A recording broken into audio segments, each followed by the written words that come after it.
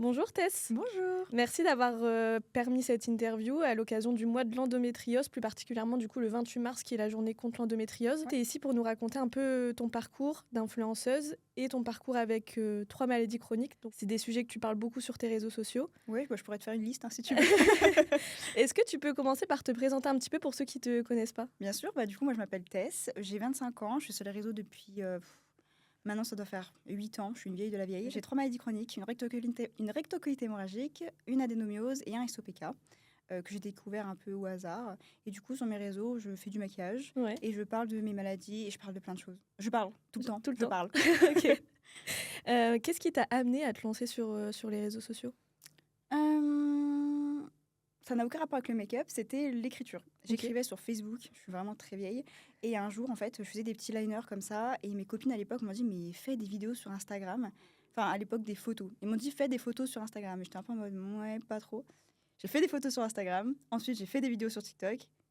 Et j'en suis là aujourd'hui. C'est un peu du hasard et de la chance. Et aujourd'hui, maintenant, tu vis de la création de contenu et de l'influence. Ouais, depuis 1 an et demi, c'est mon job à plein temps. Donc j'ai beaucoup de chance, surtout quand on est malade chronique, franchement. Je trouve que c'est une chance inouïe que ce soit mon métier aujourd'hui. Euh, je pense que je changerais pour rien au monde. Ça fait combien de temps que tu vis des réseaux sociaux? Que j'en vis vraiment, je dirais 1 an. Ok. C'est encore fluctuant, hein, je suis pas au million Ah ouais. d'abonnés, mais j'en vis voilà, à temps plein depuis 1 an. Ok. Et juste avant, tu faisais quoi? C'était quoi ton métier? Alors avant, j'étais prof d'anglais. Ok, Aucun rien à voir. rapport. J'ai un bac+5, je suis quand même diplômée. Ça me plaisait pas, j'étais pas heureuse. Et la seule chose que j'ai retenue, c'est que quand j'allais en cours avec mes maquillages, tous mes élèves me disaient «Oh madame, vous êtes tellement belle, c'est vous sur TikTok». Et en fait, je me suis dit «Mais ma vraie place, elle est là-bas malheureusement». Même si j'aimais mes élèves, ma vraie place, elle était sur les réseaux. Tu nous disais, du coup, tu as 3 maladies chroniques. Ouais. Est-ce que tu peux nous expliquer un peu ton parcours? Quelles sont ces 3 maladies chroniques? Et comment tu as été diagnostiquée? Comment tu vis avec aujourd'hui? Alors du coup, j'ai été diagnostiquée en 2017 d'une rectocolite hémorragique. Pour faire globalement, c'est une maladie chronique des intestins qui est invalidante. C'est mon corps qui s'autodétruit. Je l'ai très mal vécu parce que j'étais très jeune et que, enfin, clairement, c'est un problème qui est lié, pardon pour les mots, mais caca, quoi, caca-prout, pour le cliché. On est dans une société qui n'est pas du tout ouverte avec ça. Donc j'en ai vraiment souffert et bon, j'ai appris moi à désacraliser le truc, hein, honnêtement. Oui. Aujourd'hui, j'en parle sans tabou, ça me pose plus de problème. Et en fait, j'avais de gros problèmes avec mes règles, avec les douleurs. Pour celles et ceux qui connaissent, j'avais des coups de poignard vraiment dans l'anus et je me disais, mais c'est forcément ma rectocolite hémorragique. Et ma gastroentérologue m'a dit, non, va voir un gynéco. Je suis allée voir une gynéco d'ailleurs et qui m'a fait un petit examen et qui m'a dit, mais en fait, votre utérus est plein d'adénomiose. Et en plus, vous avez un SOPK, vous avez toutes les petites follicules que vous voyez là sur l'échographie, c'est le SOPK. Et donc là, c'était un peu le coup de massue il Oui. y a 1 an où on se dit, ah, en fait, j'ai pas une maladie, j'en ai 3 au Comme si c'était minimum. pas assez, finalement, une Voilà, et seule. puis c'est au minimum parce qu'en fait, j'ai pas eu encore le courage de faire l'IRM pour l'endométriose. Parce qu'au bout d'un moment, on se dit, ça fait un peu beaucoup. Ouais. Donc j'en ai déjà 3 pour l'instant, c'est un bon début. J'apprends encore à vivre avec l'adénomiose de l'SOPK. On va dire que c'est beaucoup de changements. Mais moi, je suis lesbienne, je suis en couple lesbien. Et pourtant, aujourd'hui, je prends la pilule tous les jours Ouais. pour me couper mes règles parce que c'est la seule solution qu'on m'offre pour couper tous les symptômes de l'adénomiose et du SOPK. Pour ceux qui connaissent pas l'adénomiose, du coup, l'adénomiose, c'est une cousine de l'endométriose. Exactement, en fait, l'adénomiose, ça va être une forme, pour faire simple, d'endométriose qu'on trouve dans l'utérus. L'endométriose va être au-delà de l'utérus, l'adénomiose, c'est vraiment à l'intérieur. Donc, dans ton cas, pas forcément de diagnostic d'endométriose, mais beaucoup de suspicions quand même. Parce qu'en général, quand on a l'adénomiose, on a de fortes chances d'avoir Alors, on peut avoir l'endométriose. l'adénomiose sans l'endométriose. Ok. C'est possible. Moi, j'avoue que ma conjointe a l'endométriose et elle, je vois les souffrances que ça lui provoque parce que l'endométriose, ça peut aller très loin, Oui. ça peut vraiment s'étendre énormément. Moi, j'ai pas ces douleurs-là. Donc aujourd'hui, voilà, je me dis, c'est pas, ça presse pas si je suis pas au courant de Oui. si j'en ai ou pas, c'est pas très grave. Mais on peut avoir de l'adénomiose sans endométriose. Et comment s'est passé ton diagnostic du coup de SOPK et d'adénomiose? J'en rigole aujourd'hui parce que je suis allée chez la gynéco, alors déjà pas très à l'aise. Moi, je suis autant, alors on m'a vu l'arrière en long, en large, en travers, autant l'avant, j'étais un peu pudique. Et donc, on m'a fait une échographie vaginale. Donc déjà, un moment pas super, hein. Plus quand tu as déjà mal, parce que moi, du coup, je fais des dyspareunies. La Ok. dyspareunie, en fait, c'est la douleur à la pénétration. Et donc, quand elle met la sonde, déjà, pas ouf. Et en fait, elle m'a dit, vous voyez le petit écran, il y a plein de petites lumières. Je lui ai dit, oui. Elle me dit, bah, tout ça, c'est l'adénomiose que vous avez dans votre utérus. Ok, donc comme ça, cache. Alors moi, je la regarde. Alors moi, il faut savoir que je suis beaucoup de créatrices sur les réseaux qui ont des maladies. Donc j'avais connaissance de ces maladies, mais Ok. pour moi, elles n'existaient pas dans mon corps. Ouais. Parce que quand j'avais mes règles, je vomissais pas, je faisais pas de malaise. Par contre, oui, c'est vrai que je perdais énormément de sang, au point que les 2 premiers jours, souvent, je n'osais même pas sortir. Ouais. Parce que je devais me changer toutes les 15 minutes, une demi-heure. Mais voilà, quoi. Enfin, je me disais, bon, bah voilà, t'as pas de chance, c'est tout. Et donc, quand elle m'a dit ça, en plus, c'est pas sa faute en soi, mais elle m'a juste dit ça. Ouais. Tu as de la Sans aucune dénomiose. information en plus, Non. on t'a laissé dans la nature. Voilà. Tiens, voilà, t'as ça. Elle m'a dit, bah voilà, je vais te mettre une pilule qui va te couper les règles. C'est la seule chose qu'on peut faire pour éviter que tu aies mal, Ouais. éviter que voilà, tu te vides. C'est tout. Donc aujourd'hui, c'est moi qui ai dû faire mes recherches, qui continue de faire des recherches, qui continue de suivre des filles qui en parlent, parce qu'au final, il y a des Ouais. filles qui en parlent et qui sont plus informées que moi. Ouais. Mais et à chaque fois que moi, j'évoque la dénomiose sur mon compte, j'ai plein de filles qui me disent bah, j'ai pareil, mais je sais pas. Je sais pas. Ouais. Je ne sais pas. Je ne sais pas. C'est vrai que c'est des maladies qui sont encore trop peu diffusées aujourd'hui. C'est vrai que l'endométriose, on en parle de plus en plus, mais l'adénomiose, on ne connaît pas trop. Le SOPK, je pense encore moins. Toi, en tant qu'influenceuse, quelles sont tes répercussions sur ton travail, sur ta vie quotidienne? Moi, je dirais que j'ai de la chance du coup d'être influenceuse parce que je travaille de chez moi. Ouais. Honnêtement, c'est un luxe pour quelqu'un d'handicapé, parce que c'est un mot aussi, hein, c'est Oui. un handicap, ce sont des handicaps. C'est un luxe de travailler de chez soi. Après, bah, du coup, moi, je suis influenceuse. Donc, je dois aller à des événements, je dois aller à des soirées. Et c'est compliqué parfois de dire aux marques, je suis désolée, ce soir, je peux pas. J'étais invitée récemment à un truc super, à un super concert, Ouais. formidable. J'ai pas pu y aller parce que j'ai passé ma soirée aux toilettes. Et en fait, c'est hyper délicat de se dire, Ouais. bah, je suis désolée, j'ai honte, mais je suis coincée chez moi. Je peux pas bouger, quoi. Mais je me dis, quelle chance en même temps de n'avoir que ça comme Ouais. problème. Je veux dire, très honnêtement, il y a des jours, je me lève, je suis pas bien, je peux rester au lit. C'est mon choix, je suis mon propre patron. Si je veux pas travailler aujourd'hui, je ne travaille pas. Je pense à tous ces gens qui sont en 35 heures, qui se lèvent, qui sont fatigués et qui se disent, mais j'ai pas le choix. Toutes ces femmes qui souffrent pliées en deux sur leur chaise toute la journée, elles n'ont pas le choix. Et en plus, aujourd'hui, ils avaient demandé les congés comme ça menstruels. Ouais, ça a été refusé. C'est encore compliqué. On est encore loin en France, on je en pense, est loin, de ce genre de choses. Est-ce que ça t'est déjà arrivé d'avoir des problèmes, entre guillemets, avec des marques ou avec des agences parce que t'as pas pu aller à certains événements? Est-ce qu'ils comprennent? Non, globalement, je trouve que les marques sont très compréhensives. Ok. Après, moi, c'est aussi parce que j'en parle très ouvertement. Tout le monde sait que je suis malade, ils ne peuvent pas faire semblant. Mais j'ai toujours eu des gens super compréhensifs qui m'ont rassurée, qui m'ont dit t'en fais pas, c'est pas grave, tu viendras la prochaine fois. Mais c'est vrai que moi ça me met dans l'embarras, Oui. parce que c'est quand même un devoir, je trouve, en tant qu'influenceuse. C'est la moindre des choses, hein, quand même. Et c'est embarrassant, quoi. On se dit, bah, je remplis pas ma part du contrat. Et après, je sais pas, parce que je suis peut-être très... Tu culpabilises Ouais. plus qu'autre chose? Ouais, beaucoup. Ok. Beaucoup. Surtout quand je peux pas prévenir beaucoup en avance, quoi. Quand je sais que je suis pas trop bien une semaine, je peux dire, bah, désolée pour cette semaine. Quand là, le soir, c'était vraiment à la dernière minute, on m'appelle, t'es où? Et je dis, bah, je suis bloquée, je suis désolée. Ouais. Bon, c'est un peu compliqué. C'est un peu délicat. Ouais. Y a-t-il des périodes où la maladie impacte plus que d'autres ton métier ou alors c'est vraiment quotidien? Moi, je dirais que j'ai de la chance depuis que je suis sous pilule. Globalement, la dénomiose, Ça va? ça va. Ok. Moi, vraiment, tous mes symptômes, c'était en période de règles. J'ai plus du tout mes règles aujourd'hui. Je sais pas si c'est très bien pour mon corps. Je crois que je m'en fiche à ce stade. Donc non, pour l'instant, moi, je suis plutôt tranquille. Je dirais que là où ça a posé problème, c'est le jour où je vais vouloir avoir un enfant. Oui. Ce jour est pas si lointain. Donc, forcément, on se pose des questions, quoi. Et surtout quand on est 2 femmes lesbiennes malades. Oui. Ma copine, elle est 3. Hein. Endométriose, adénomiose, SOPK. On se Combo dit, gagnant. ah ouais. Puis alors, elle, c'est plus compliqué encore. On se dit... Ouais, donc que ça soit l'une ou l'autre, dans tous les cas, une des deux va souffrir pour pouvoir avoir un enfant. Ouais, puis en plus, nous, on a décidé d'être un peu folle. Et du coup, on veut faire une repas à l'étranger. Donc, en fait, les deux, on va souffrir pour ça. Est-ce que tu peux préciser, pour ceux qui ne connaissent pas, c'est quoi une repas? Alors, la méthode repas, c'est simplement, pour faire très très bref, prendre les ovocytes d'une partenaire et c'est l'autre partenaire qui les porte. Ok. Donc, en fait, les deux vont devoir faire stimulation ovarienne, etc. etc., etc. Donc, en fait, les deux vont souffrir. On va ravoir nos règles. Ça va être un moment très plaisant. C'est quelque chose que vous appréhendez beaucoup. Est-ce que ça vous freine aujourd'hui pour entamer les démarches ou pas du tout? Bon, on n'en est pas encore là dans notre histoire, je pense. On n'est pas encore prêt. Enfin, moi, j'ai envie vraiment d'accueillir un enfant dans un contexte serein. Mais forcément, quand on en parle, on se dit on va devoir avoir nos règles. On va devoir... En plus, voilà, ce sera 2 corps qui n'auront pas eu de règles depuis des années.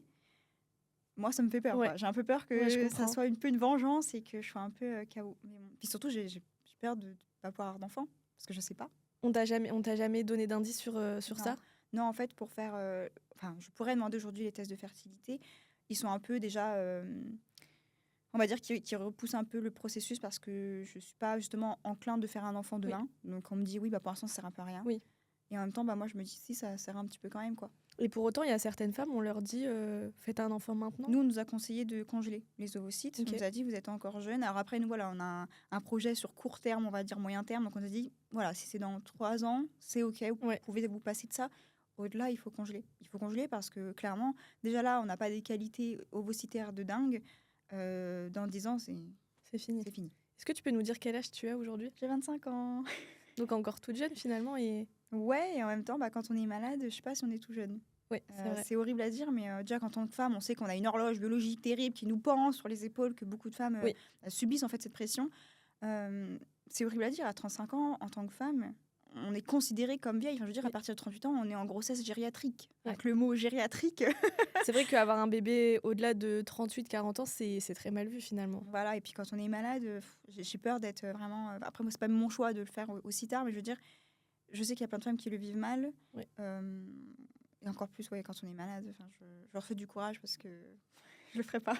Si on en revient un peu à ton quotidien d'influenceuse avec la maladie, est-ce qu'il y a des choses que tu as dû adapter pour pouvoir continuer ton métier ou pas du tout? Bah déjà, je fais moins d'événements. Ouais. Je bouge moins de chez moi parce que ça me fatigue énormément. C'est un symptôme dont on se rend pas trop compte, La la fatigue. fatigue chronique. Les gens se disent juste ouais, mais bon, t'as 25 ans, t'es pas vraiment fatigué. Pour les gens, c'est comme je dis, en fait, moi, je suis une femme handicapée et quand on dit mais t'as tes 4 membres, t'es pas handicapée, les maladies chroniques invisibles sont des handicaps et je dirais que c'est ça le plus compliqué. Après, pour moi, au quotidien, il y a des jours où je vais me lever, je vais me dire aujourd'hui, je fais un make-up de fou, je fais un concept de dingue et puis bah, la maladie te rattrape Ouais. et non, tu vas te coucher. Mais bon, bah, comme je dis, j'ai une chance quoi. Au pire, si je filme pas aujourd'hui, je filmerai demain. Demain. Il n'y a pas mort d'homme. En plus, c'est rare. Je poste je poste tous les jours. Donc, c'est vrai que si je poste pas au bout de 2 jours, on se dit, mais elle est morte. T'arrives, à rester régulière dans tes... Ouais, après, moi, je pense que je suis très dure avec moi-même. J'ai un peu ce syndrome de me dire, si je poste pas pendant 2 jours, on va m'oublier. Alors que c'est faux. Mais j'aime bien être là tous les jours. Après, même en story, je parle de tout. Donc, De rien. et même quand ça va pas, je le dis. Pour l'anecdote, il y a 2 semaines, j'ai fait une coloscopie. J'en ai fait des stories. Quoi. Bon, Ouais. pas tout montrer. Hein. Mais moi, j'ai pas honte. Et puis, c'est Puis tellement important. ça permet quand même de vulgariser le sujet. Mais exactement. Et puis, quand je reçois des messages, oh là là, Tess, grâce à toi, je me sens tellement moins seule. Ou tiens, moi, j'ai une coloscopie dans 1 mois. Bah, grâce à toi, j'ai un peu moins peur. J'ai tout gagné, quoi. Ça allait être ma prochaine question. Du coup, est-ce que tu reçois beaucoup de messages sur tes réseaux sociaux de femmes qui se reconnaissent dans ta maladie et... Un peu moins l'adénomiose parce que pour l'instant, j'en parle peu. Ouais. Peut-être justement par timidité. J'aimerais, et en même temps, j'ai l'impression d'être une impostrice, quoi. Me dire, mais t'as pas ta place à parler de ça. Mais si je parle de tout au quotidien, c'est justement parce que j'aime le sentiment de me dire que des femmes, et autres d'ailleurs, hein, personnes avec un utérus, peuvent aller sur TikTok, taper adénomiose et pas se sentir seule. Chose que, je pense, pendant des années, nous, on a vécu. Oui. L'errance médicale. Toujours.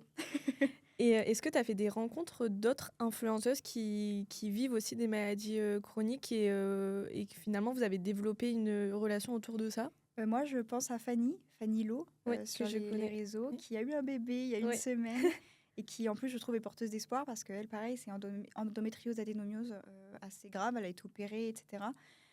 Et elle a eu un bébé il y a une semaine. Et je sais qu'elle est porteuse d'espoir pour beaucoup de femmes Oui. à qui on dit bah voilà, vous avez de l'endométriose ou de l'adénomiose, vous n'aurez jamais d'enfant. Parce que souvent, les professionnels, ils vont pas plus loin. Hein. Vous n'aurez jamais d'enfant. En fait, si, on peut. Pas Oui. toutes, il faut être honnête. Beaucoup sont trop malades ou voilà, il y a d'autres moyens aussi. Mais c'est une jeune femme avec qui j'ai tissé un lien il y a bien des années maintenant. On était des toutes petites créatrices. On s'est rencontrés un peu par hasard. Et ouais, cette femme-là, je trouve qu'elle est porteuse Inspirante. d'espoir et inspirante. Et elle a toujours véhiculé un message tellement positif autour des maladies. Pas forcément pour montrer que le côté beau, hein, loin de là, mais pour dire il y a une vie avec, quoi. Ouais. Bah, Fanny qui vulgarise aussi beaucoup, Ah ouais. qui fait beaucoup de TikTok et même de contenu sur Instagram très drôle. Bah c'est autour ça, de... je pense qu'on s'est compris là-dessus parce que toutes les deux, on parle beaucoup avec humour. En fait, on dédramatise. Il faut en rire parce que si on n'en rigole pas... Est-ce que tu penses qu'aujourd'hui, les réseaux sociaux, c'est une force pour toi avec les 3 maladies que tu as? Oui. Ah bah oui, c'est une chance même, moi je dis. Au quotidien, je me dis déjà, j'ai de la chance, ne serait-ce que voilà, d'en vivre, voilà. Mais je me dis, tous les jours, moi, c'est mon trésor, c'est d'avoir des gens qui m'écrivent et qui me disent merci. C'est tout bête, bon, c'est pas l'adénomiose, c'est ma RCH, mais ma RCH, j'avais posté une pauvre vidéo de moi qui faisait ma piqûre. Je me pique toutes les 2 semaines, Oui. c'est mon traitement. J'ai fait, je sais plus, 1 million de vues et quelques. Et j'ai un nombre incalculable de gens en message et en commentaire qui me disent mais moi aussi je fais ça toutes les 2 semaines. C'est la première fois que je vois sur les réseaux quelqu'un faire comme moi. J'ai tout gagné. Et est-ce que à côté de tous ces messages de soutien et de questions que tu reçois, est-ce que tu as aussi eu des retours négatifs par rapport au contenu que tu produisais? Bien sûr. Évidemment, les hommes ont du mal à accepter que nous, les femmes, on a des maladies qu'ils n'ont pas. Et du coup, ils ne peuvent pas comprendre nos souffrances. Ok. Et ça leur paraît, on dirait, inimaginable. Et du coup, en fait, c'est ah, vous chochotte, vous plaignez pour rien. Il y a toujours un truc à ramener à vous. C'est comme les congés menstruels. Ah oui, bah, ça sera juste une journée de plus, alors vous avez juste mal au ventre. Mais bon, moi, franchement. Ça te passe Ah ouais, au-dessus? ça me passe au-dessus. C'est pas quelque chose qui t'atteint particulièrement? Non. Bon, il y a des jours où on se dit. Franchement, On souffle. on souffle, on est fatigué. Mais moi, j'ai plus envie. Hein. J'ai même plus envie de leur expliquer. En fait, c'est des gens. Ça ne sert à rien de leur expliquer parce qu'ils ne cherchent pas à Non. comprendre. Ça ne les intéresse pas de comprendre. Ils ont pas envie d'être éduqués sur le Non, sujet. ils s'en fichent. C'est écrire pour écrire. Et puis sur les réseaux, c'est facile. Hein. Écrire un Ouais. commentaire, même une piqûre. Dans ma vidéo, je pleure parce que ça me fait mal. Ça fait très mal. Oh, chochotte, t'as besoin de te filmer en train de pleurer.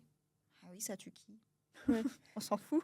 On a vu sur tes réseaux qu'il y a 2 semaines maintenant, tu as couru un semi-marathon avec 3 maladies. Déjà, félicitations. Je pense que c'est pas donné à tout le monde. J'en ai encore mal aux pieds. Comment tu l'as vécu, la préparation plus du coup le jour J? Déjà, merci. Et ensuite, alors la prépa, ça a été un peu particulier parce que forcément, il y a des jours où moi je regorge d'énergie et il y a des jours où c'est très compliqué. Il y a des jours où t'as pas envie, t'es au bout de ta vie. Forcément, moi en plus, j'ai des maladies qui jouent sur mon transit. Courir, ça active le transit. Oui. Donc il y a des jours où c'était compliqué.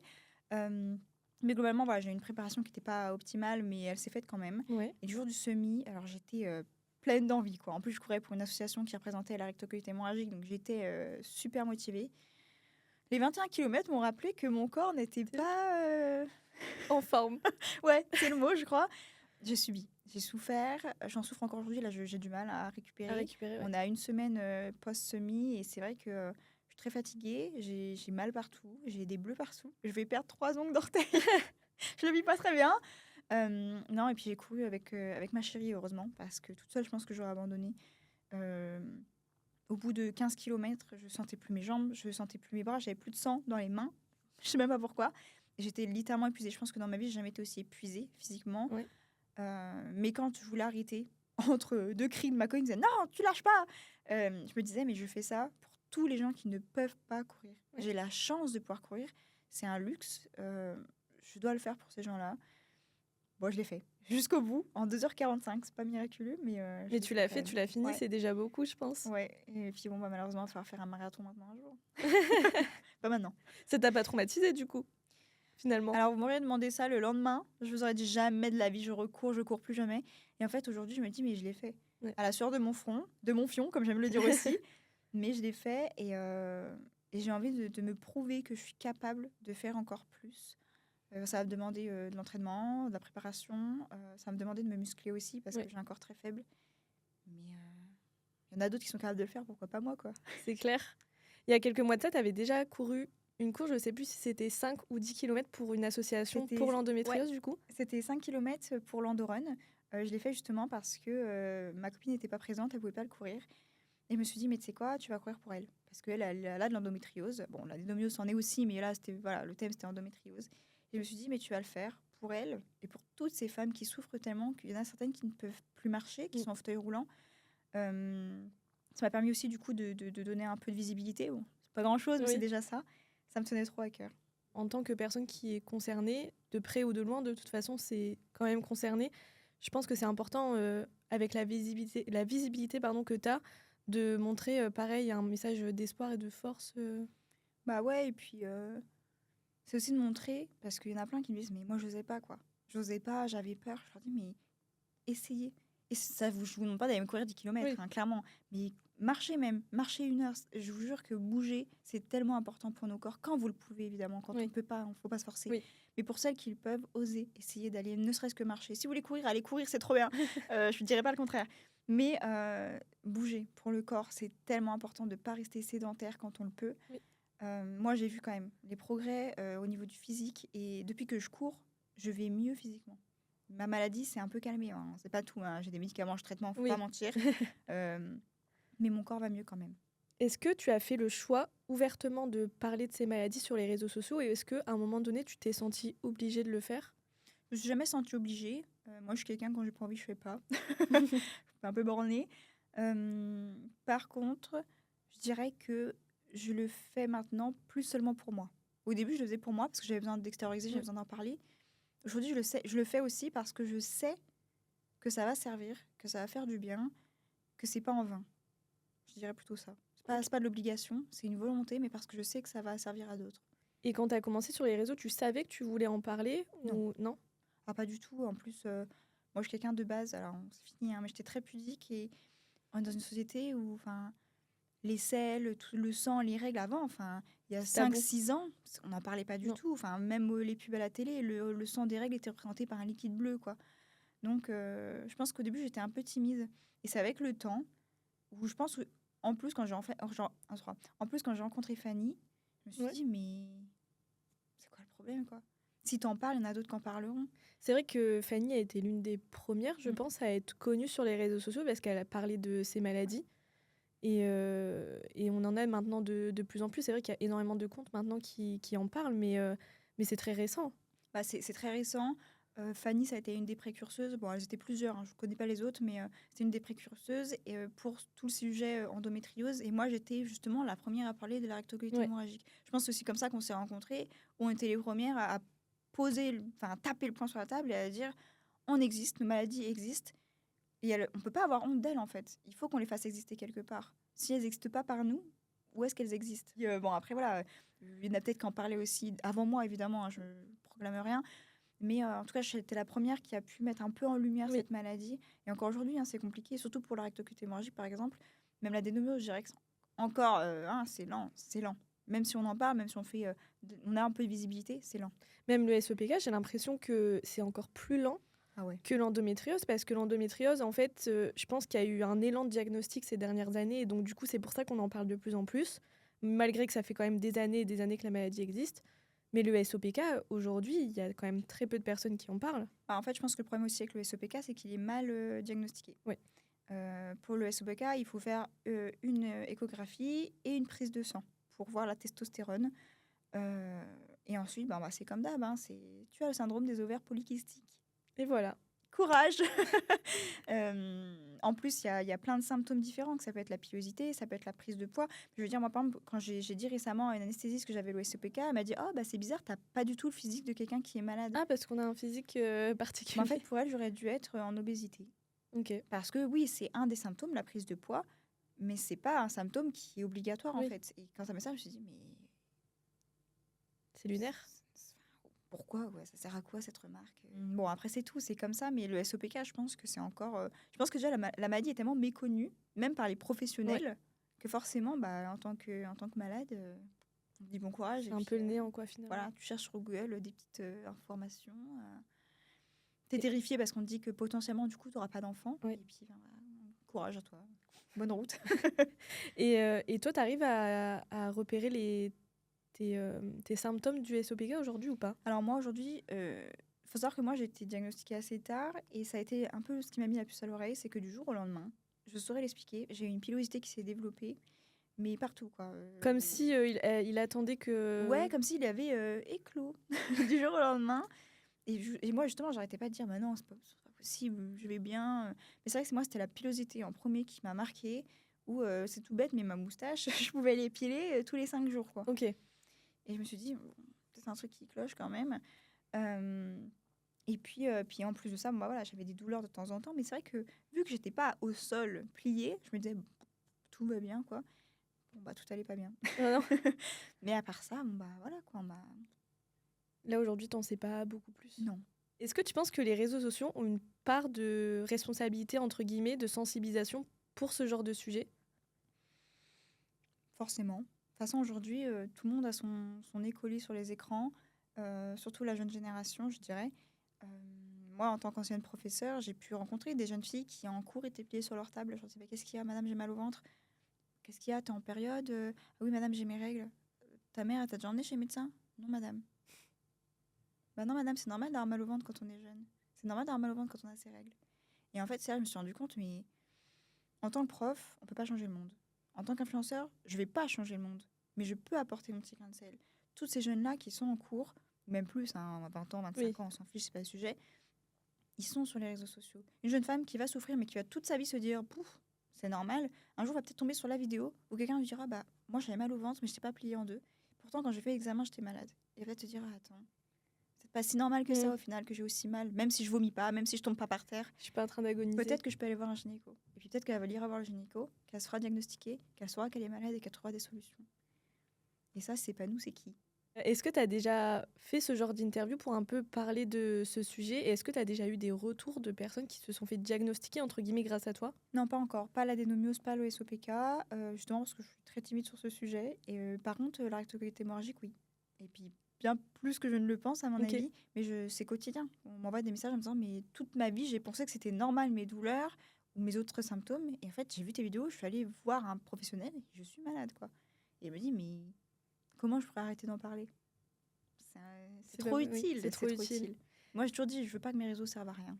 C'est bien d'être influenceur, c'est génial, c'est la chance de ma vie de parler de maquillage, de montrer du maquillage. Je peux pas faire que ça.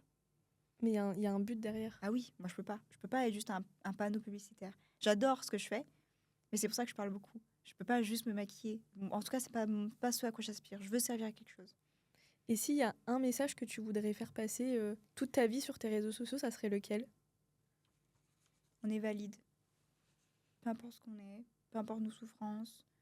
Dans tout, en fait, on est valide. Je le dis par le make-up parce que je me maquille comme si on me regardait pas dans la rue. Dans nos maladies, parce qu'on a le droit d'être malade. On a le droit de le dire. Même si on n'est pas à terre, on a le droit de le dire. On est valide dans nos sexualités. On est valide dans qui on est. On est valide. Peu importe qui on est et comment on choisit de l'être. Si tu devais donner un conseil à une fille, un garçon, que sais-je, qui voudrait se lancer en tant qu'influenceur et qui en plus aurait des maladies, qu'est-ce que ça serait? Parle-en si tu te sens de le faire, mais surtout ose. Moi, j'aime toujours dire qu'on n'a qu'une vie. On ne sait pas quand est-ce qu'on va la perdre. Fais les choses avant qu'il soit trop tard pour que le jour où tu seras sur ton lit de mort, tu n'aies aucun regret. On s'en fout du regard des autres. Franchement, on s'en fout. Hein. Promis, si tu perds, ce sera les premiers à t'envoyer des DM pour te dire « Ah, j'adore ce que tu fais !» C'est sûr, ça t'est déjà arrivé? Bien sûr. Toutes mes harceleuses, aujourd'hui, elles me demandent d'aller maquiller leur club de je sais pas quoi. Après, je suis peut-être pas un exemple, hein, mais je suis fière de là où j'en suis. Et j'ai osé. J'avais que 18 ans à l'époque. J'espère encore grandir. J'espère m'ouvrir d'autres portes, évidemment.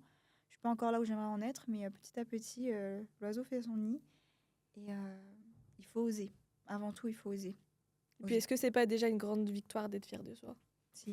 Moi, je pense que c'est une des plus belles choses qu'on peut s'offrir à soi-même. Pour clôturer l'interview, est-ce qu'il y aurait un mot que tu aimerais partager sur le sujet? Résilience. Je pense que quand on est malade, on est résilient. La résilience, c'est un mot que je trouve fort. Il est fort en lui, il est fort dans sa signification. Et je pense qu'il parlera à plein de gens. Être résilient. Merci. Et enfin, où est-ce qu'on peut te retrouver pour parler du coup maladie chronique sur tes réseaux sociaux? On peut me retrouver sur tess.mu comme make-up, sur Insta, sur TikTok, partout.